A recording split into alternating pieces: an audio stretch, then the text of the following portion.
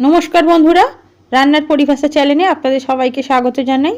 आज बानिয়েছি আমি সরষে বাটা দিয়ে বেলে মাছের ঝাল, সেটি আজকে আপনাদের সাথে শেয়ার করব। চলুন তাহলে দেখে নেওয়া যাক।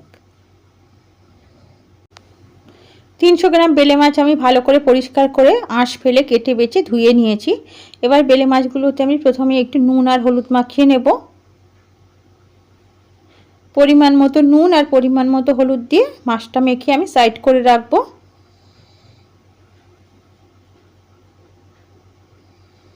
নুন আর হলুদ মাখানো হয়ে গিয়েছে, মাছটা সাইড করে রেখে দিলাম। বেলে মাছ সর্ষে বাটা দিয়ে বানানোর জন্য এখানে আমি 2 চামচ দিয়েছি কালো সর্ষে, 2 চামচ দিয়েছি সাদা সর্ষে, একটু জলে ভিজিয়ে রেখেছি তাতে বাটতে সুবিধা হবে। 4টে কাঁচা লঙ্কা দিয়ে সাদা সর্ষে আর কালো সর্ষে আমি একসাথে শিলে বেটে নেব। আপনারা কিন্তু মিক্সিতেও বেটে নিতে পারেন।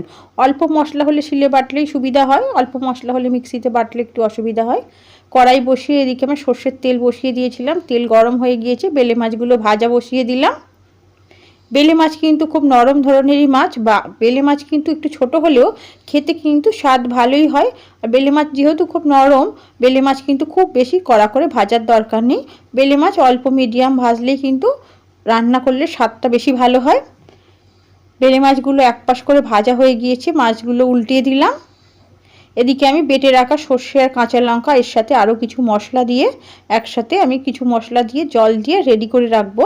পরিমাণ মতো দিয়েছি নুন, পরিমাণ মতো দিয়েছি হলুদ, ঝালের জন্য দিয়েছি আমি 4টে কাঁচা লঙ্কা আগে দিয়েছিলাম, তার আরও 1 চামচ মতো দিলাম আমি ছোটো চামচের কুঁড়ো লঙ্কা, ঝালের জন্য দিলাম 2টো, সঙ্গে কাঁচা লঙ্কা দিয়ে অল্প জল দিয়ে একটু চামচ দিয়ে ফেটিয়ে রেডি করে রাখলাম। এতে রান্নাটা করতে একটু সুবিধা হবে।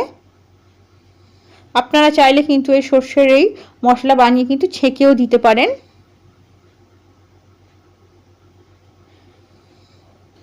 সর্ষে বাটা দিয়ে মশলাটা জল দিয়ে রেডি করে রেখেছিলাম, বেলে মাছ ভাজার উপরে ঢেলে দিলাম। পরিমাণ মতো জল দিয়ে দিলাম। জল দিয়ে মাছগুলোকে খুব ভালো করে ফুটিয়ে নেব, ফুটিয়ে ঝোলটা একটু ঘন করে নেব। বেলে মাছ কিন্তু খুব নরম মাছ, খুব বেশি জল দিয়ে সিদ্ধ করার দরকার নেই। এই বেলে মাছ সর্ষে বাটা দিয়ে কিন্তু খুবই একটি সিম্পল রেসিপি। এটা কিন্তু দুপুরের গরম ভাতের সাথে খেতে খুব সুন্দর লাগে। এটা ছোট ধরনের মাছ হলেও কিন্তু বাচ্চা থেকে বড় কিন্তু সবাই খেতে পারবে। কাঁটা বাছতে কিন্তু বেশি একটা অসুবিধা হয় না। ঝোল কিন্তু অনেকটাই কমে গিয়েছে। সর্ষে বাটা দিয়ে বেলে মাছের ঝোল কিন্তু একটু ঘন করে মাখা মাখা করে রান্না করব। আপনারা চাইলে কিন্তু একটু ঝোল ঝোলও রাখতে পারেন, বা আপনারা আপনাদের পছন্দ মতো একটু ঘনও করে নিতে পারেন। দেখুন বেলে মাছ সর্ষে বাটা দিয়ে কিন্তু একদম রেডি হয়ে গিয়েছে। খুবই সিম্পল একটি রেসিপি, যে কেউ বানাতে পারবে।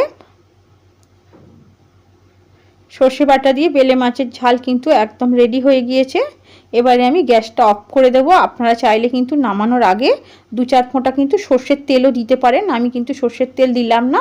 আপনারা চাইলে কিন্তু সর্ষের যে কোনো রান্নাতে কিন্তু নামানোর আগে সর্ষের তেল দিলে কিন্তু খেতে ভালোই হয়। আজকের রান্নাতে আমি কাঁচা সর্ষের তেল দিলাম না। এবারে গ্যাসটা আমি অফ করে দেব। বেলে মাছের ঝাল কিন্তু একদম রেডি হয়ে গিয়েছে। খুব সিম্পল একটি রেসিপি, আর খুব সহজে খুব তাড়াতাড়ি হয়ে যায়।